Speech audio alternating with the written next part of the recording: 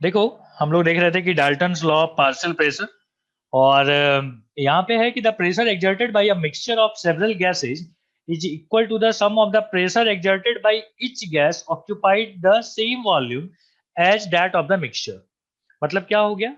तो बोलता है कि हर गैस उतना ही प्रेशर एक्सर्ट करती है। नहीं, मतलब जो total pressure of the mixture, या इस तरीके से भी बोल सकते हैं कि जो total pressure of the mixture जो होगा, वो होगा कि हर गैस जो इंडिविजुअली प्रेशर वहां पे एक्सर्ट करेगी। ठीक है। मतलब क्या हो गया? देखो, अगर मैं बोलूं कि नेट फोर्स, इसी चीज को हम डिराइव करना चाहते हैं, तो देखो हम क्या बोलेंगे कि नेट फोर्स जो होगा कहाँ पे? वॉल पे। एफ नेट मतलब क्या बोल रहे हैं? हम बोल रहे हैं कि force by N1 molecule, N1 molecules of gas one, मान लो फर्स्ट सैंपल का है तो वन ले लिया हमने। प्लस क्या ले लेंगे? तो प्लस ले लेंगे, हम बोलेंगे force by N2 molecules of gas two. Plus इसी तरीके से चलता रहेगा ढेर सारा। हम इन सब का जो फोर्स होगा उसी को हम क्या बोलेंगे? Net force. इसका मतलब है कि एफ नेट जो होगा उसको हम F1 plus F2 plus F3 इस तरीके से लिख सकते हैं। अगर आप इस तरीके से लिख सकते हो तो क्या मैं पूरे को अगर एरिया से डिवाइड कर दूं, ठीक है, इस तरीके से एरिया से डिवाइड कर दें, तो क्या ये प्रेशर बन जाएगा? और हम बोलेंगे P1 is equal to P1, P is equal to P मतलब P net is equal to P1 plus P2 plus P3 and so on.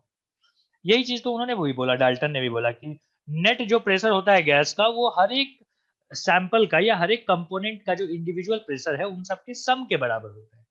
ठीक है, तो इसी चीज को हम यहाँ पे बोलते हैं कि it is the pressure,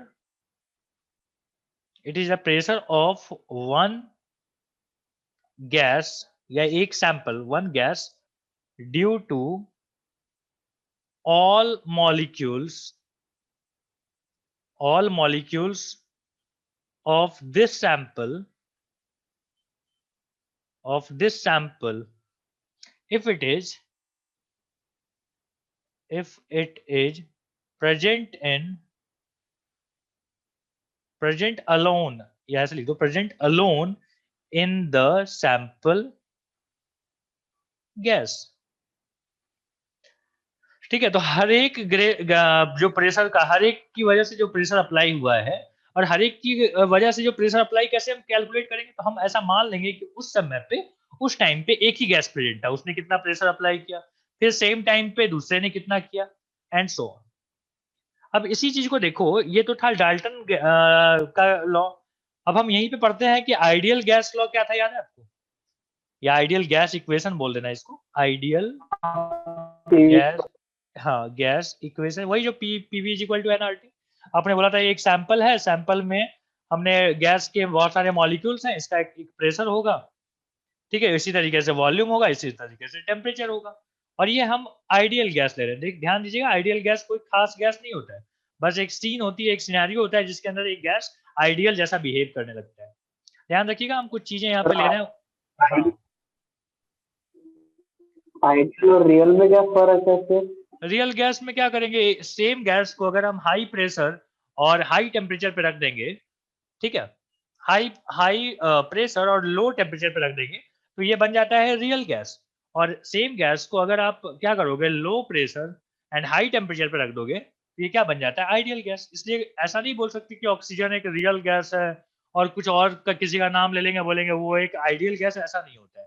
oxygen कभी कभी आइडियल गैस की तरह बिहेव करेगा अगर हम उसको वैसा सिनेरियो दे दें, और वही है ऑक्सीजन कभी और दूसरे जगह पे रियल गैस की तरह भी बिहेव करेगा। एनीवे, आगे बढ़ते हैं। एम मतलब क्या हम यहाँ पे यूज करने वाले हैं? हम यूज करने वाले हैं, एम मतलब होता है mass of each molecule, etch molecules. और यहाँ पे हम यूज करेंगे वी टी आर। मतलब क्या हो गया कि हम बोलेंगे RMS value of gas molecules. ये क्या है? तो हम बोलेंगे RMS value of gas molecules, gas molecules at 273 Kelvin. ठीक है, तो इस जगह पे है। अब हम लोग क्या लेते हैं कि पीवी इज इक्वल टू 1/3 कहाँ लिख रहे थे हम लोग, हाँ, PV is equal to 1/3 n m v square, n small m v square. Cut करके फिर से लिख दूं, स्मॉल m है ये,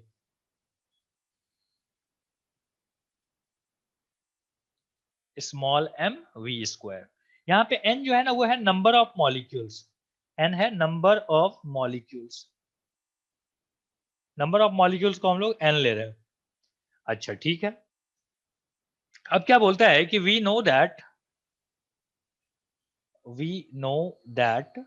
क्या जानते हैं हम लोग, तो बोलता है कि टेम्परेचर इज इक्वल टू होता है 273 अपॉन v, कौन सा v, तो ये ट्रांस T R into V square. आपको पता होगा कि अलग अलग टेम्परेचर पे गैस की जो वेलोसिटी होती है, गैस के मॉलिक्यूल्स की जो वेलोसिटी होती है अलग होती है, और उसका एक डेरिवेशन भी हम लोग किए थे, याद है आपको, बोलते थे टेम्परेचर अपॉन वेलोसिटी का स्क्वायर इज इक्वल टू नया वाला टेम्परेचर अपॉन वेलोसिटी का नया वाला वेलोसिटी का स्क्वायर। याद है ये वाला रिलेशन, पहले पढ़ा था इससे जस्ट पहले। तो उससे हम ये ले सकते हैं कि यहाँ का टेम्परेचर हमको हाँ पता है, हाँ यहाँ का temperature should be in kelvin. Okay ठीक है भाई, तो मान लीजिए अगर आपको ये चीज नहीं पता है तो यहाँ से निकाल लीजिए। अच्छा यहाँ से अगर आप वी स्क्वायर चाहते हैं निकालना तो वी स्क्वायर भी मिल सकता है, कैसे, तो निकाल लो वी स्क्वायर कितना होगा, तो हम बोलेंगे कि टी इंटू 273 अपॉन, उल्टा पलटा तो नहीं हो गया, हाँ उल्टा हो रहा था, V square T R upon, यहाँ पे आ गया 273, मतलब वेलोसिटी, जिस टेम्परेचर पे आप वेलोसिटी चाहते हो उस टेम्परेचर पे वेलोसिटी आपको मिल जाएगी। अच्छा अगर आपको वी स्क्वायर मिल चुका है तो क्या हम एक फॉर्मूला जो पढ़े थे कि पीवी इज इक्वल टू क्या था, 1/3 n m वी स्क्वायर, ये वाला फॉर्मूला की बात कर रहा हूँ, ये वाला, तो क्या हम यहाँ पे वी स्क्वायर की जगह पे ये वाला बात पुट कर सकते हैं, चलो पुट कर दो, 1/3 n small m t V square T R upon 273, लिख सकते हो ऐसा, बिल्कुल लिख सकते हैं।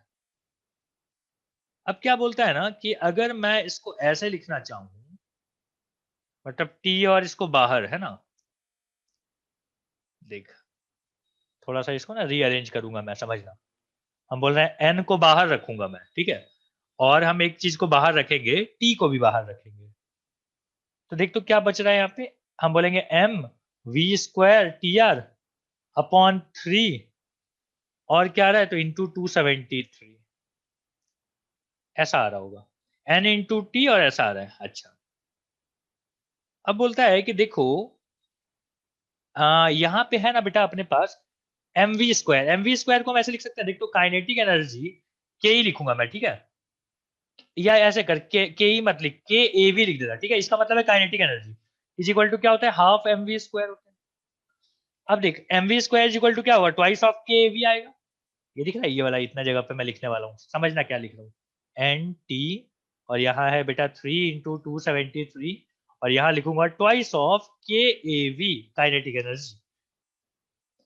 तो यहाँ से क्या आ जाएगा, कुछ कट वट तो नहीं रहा है, तो नहीं रहा है तो कुछ नहीं, जैसा है वैसे ही रहने दीजिए, ठीक है, यही अपना ये आ जाएगा। अच्छा ध्यान रखिएगा ये के वी जो है एट क्या था 273, ठीक है, ये जो कहानी है वो कब की है, जब 273 के वी जो है वो कब का है, 273 का है, एट 273, क्योंकि आपको पता है ना टेम्परेचर अलग अलग रहे तो अलग अलग काइनेटिक एनर्जी हो जाती है, तो हमने बोला कि कब का के वी है, एवरेज काइनेटिक एनर्जी कब का है, तो 273 केल्विन पे है। हाँ बस यही अपना फॉर्मूला, ठीक है, इसको ज्यादा रीअरेंज तो करने का कोई लॉजिक बनता नहीं है, हम बोलेंगे दिस इज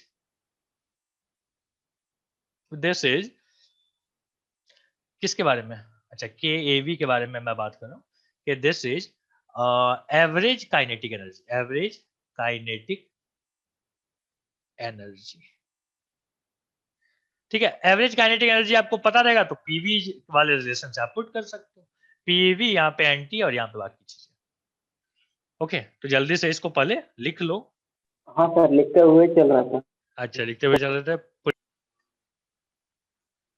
हाँ, तो हम लोग क्या बात कर रहे थे, हम लोग यहाँ पे आ गए थे, और अब आप आइए कि हमारे पास जो पीवी इज इक्वल टू अभी तक आया है, पीवी इज इक्वल टू क्या आया है, एनटी आया है, एनटी अपॉन 3 × 273, और यहाँ पे क्या है ट्वाइस ऑफ के ए वी, ये जो पूरी चीजें है ना, इसको इसको हम क्या बोलते हैं, आर बोलते हैं। This is what, R. तो अब क्या हो जाएगा, PV is equal to N R T, PV is equal to N R T. तो हम लोग क्या किए ना, हम लोग काइनेटिक थ्योरी से ना आइडियल गैस इक्वेशन भी डेराइव कर लिए। यही तो हम लोग कर रहे हैं शुरू से ही, क्या हमने काइनेटिक थ्योरी से ही बॉयल्स लॉ का पढ़ा। काइनेटिक थ्योरी के हिसाब से अगर हमने देखा तो भाई चार्ल्स लॉ भी वेरीफाई हो रहा था, उसी के हिसाब से हमने डाल्टन लॉ का भी वेरीफाई किया, और उसी के हिसाब से हमने आइडियल गैस इक्वेशन को भी क्या कर लिया, डिराइव कर लिया। ठीक है, तो के की यहाँ पे आर की वैल्यू कितनी होती है, आर की वैल्यू तो बहुत सारी है, लेकिन हम लोग जो बहुत ज्यादा यूज करते हैं वो होता है 8.134 जूल पर केल्विन मोल। यही हम लोग याद किए थे। कैलोरी वाला याद है, कितनी होती थी उसकी वैल्यू, 2.2 होती थी। हाँ बहुत अच्छा। ठीक है, तो यही था यहाँ पे डेरिवेशन, इसको लिख लीजिए। एक सवाल दे देता हूँ, उसके बाद आगे बढ़ते हैं।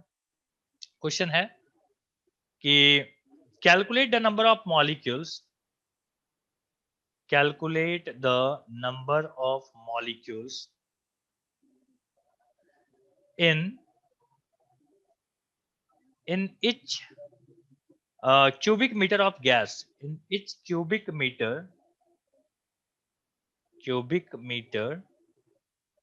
in a gas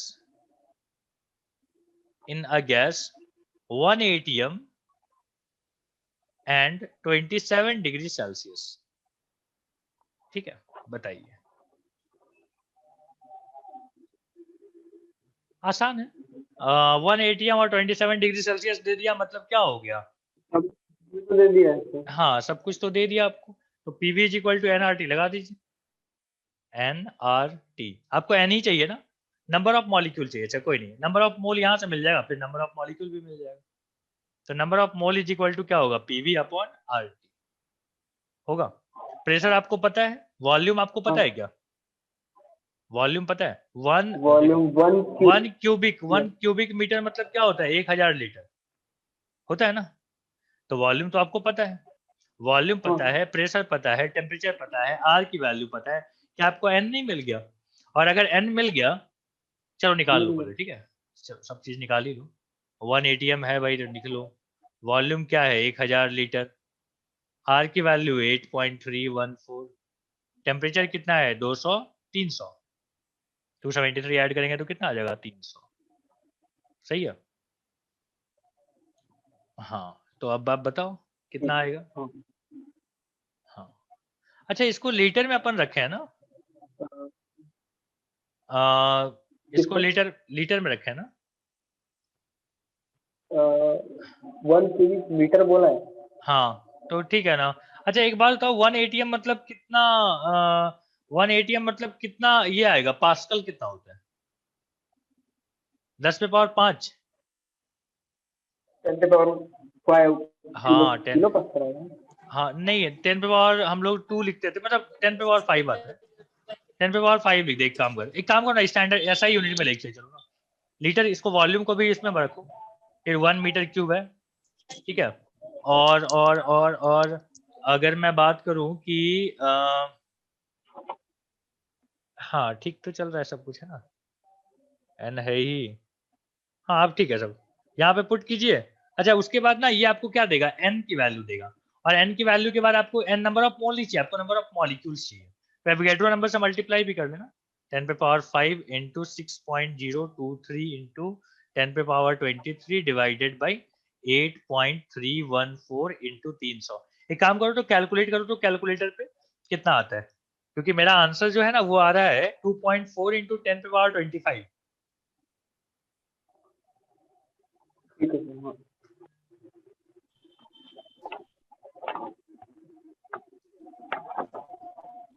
सर आपका हाँ। आवाज अटक रहा है सर मेरे मोबाइल में सर बहुत बार।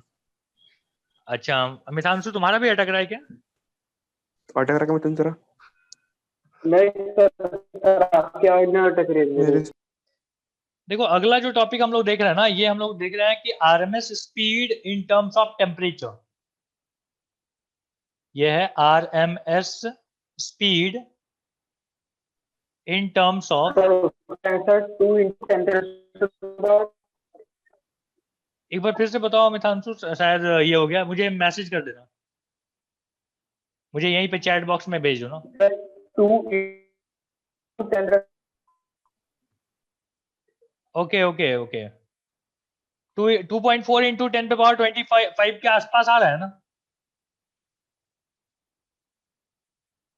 ठीक है, तो हम लोग क्या देख रहे हैं कि RMS speed in terms of temperature, हमने अभी अभी देखा कि पीवी इज इक्वल टू क्या होता है, पीवी इज इक्वल टू होता है 1/3 n small m v square, और ये कौन सा था, आरएमएस वाला, जिसको हम ट्रांसलेशनल भी टीआर भी लिखे हुए थे। ओके ओके ठीक है मितांशु, सही है। तो पीवी इज इक्वल टू कितना है, 1/3 nm v स्क्वायर ये। अच्छा, अभी अभी हमने देखा कि पीवी इज इक्वल टू आता था कैपिटल एन के और टी, कुछ और नहीं है, ये आता है एन आर टी ही आता है, ठीक है। अगर हमको बोल्टमैन के टर्म में बताना है ना, तो यहाँ पे कैपिटल एन लिख देना, कैपिटल एन का मतलब होता है number of molecule, number of molecule ये है, एक बार लिखी दो, नंबर ऑफ मॉलिक्यूल्स, इसको हम बोलते हैं बोल्टमैन।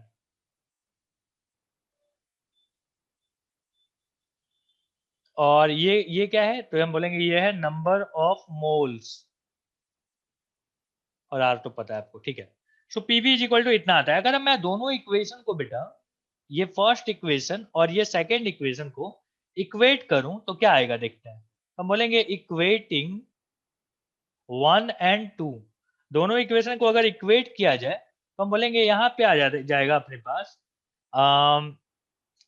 कितना आ जाएगा, तो हम बोलेंगे m v square R M S is equal to K T, ठीक है। यहाँ पे 1/3 भी लिखी दो ना, बाद में भेजेंगे। कितना कितना आ गया, के टी, के क्यों आ गया, इसलिए आ गया कि फॉर वन मॉलिक्यूल, एक ही मॉलिक्यूल की बात चल रही है, एक मॉलिक्यूल है तो एन, कैपिटल एन की वैल्यू क्या आएगी, 1 आएगी। हम लोग इसको ले रहे हैं, ये वाला पार्ट को, तो यहाँ पे इतना आ रहा है, तो हम यहाँ से बोल सकते हैं कि M V square R M S is equal to हो जाएगा 3 kT।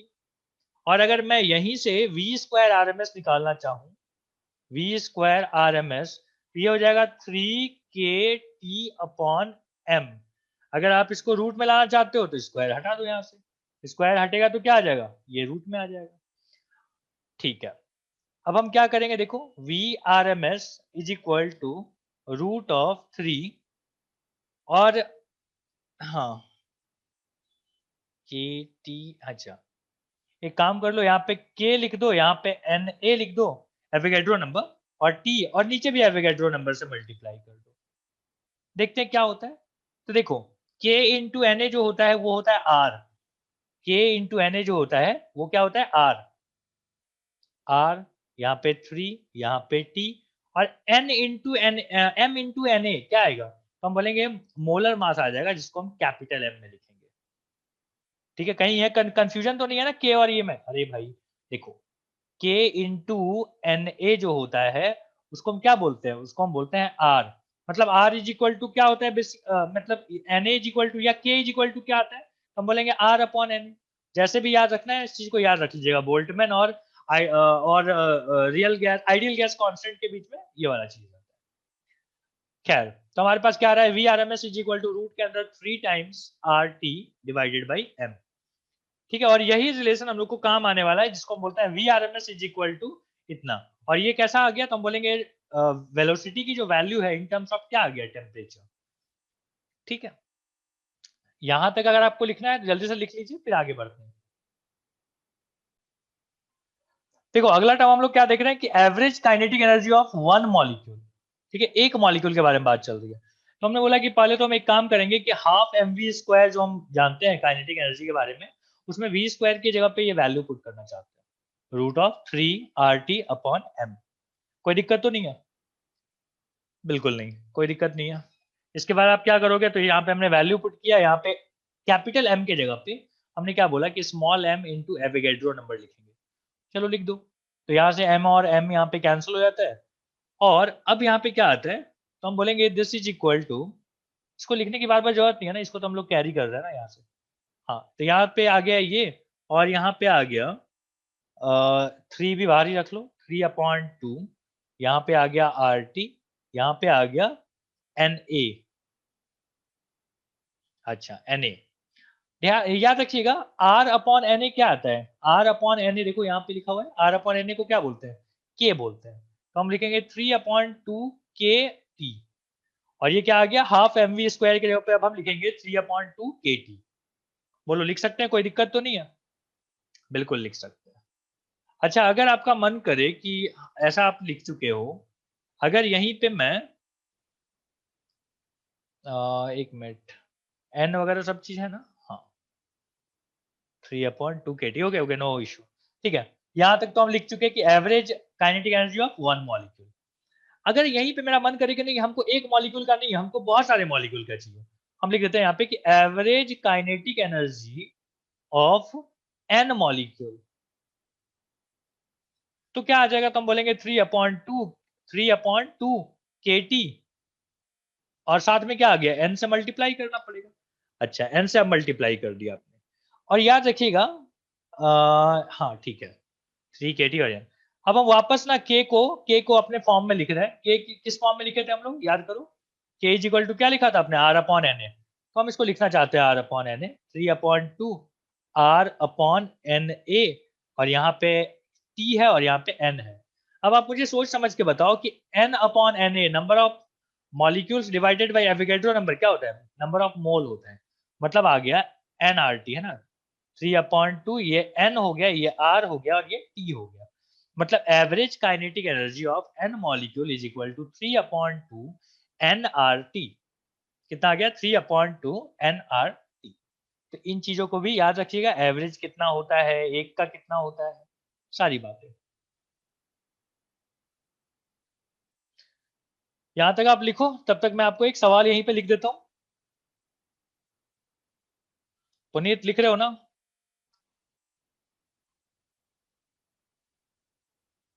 Sir find Puneet the, चला गया। अच्छा चला गया, find the RMS speed of oxygen molecule, O2 molecule in a gas at 300 Kelvin। ठीक है, at 300 Kelvin। आसान सवाल है, जल्दी से इसको सॉल्व करना है। आओ चलो साथ में कैलकुलेट करते हैं। बोलते हैं कि इसका VRMS का वैल्यू क्या होता है। VRMS अभी अभी हमने लिखा था कि ये होता है रूट के अंदर 3RT/n, m लिखते थे ना। Find the RMS value of oxygen molecule. अच्छा एक की बात है, एक की बात है, तो हमको ये फॉर्मूला लगाना चाहिए, बिल्कुल सही।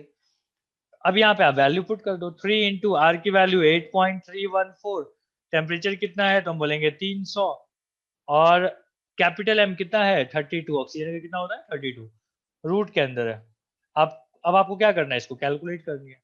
कैलकुलेट कीजिएगा तो ये आता है 483 मीटर पर सेकेंड। कितना, 483 मीटर पर सेकेंड। ठीक है, गैस के अंदर मॉलिक्यूल की ये स्पीड लगभग होती है। जल्दी से इसको कॉपी कर लो।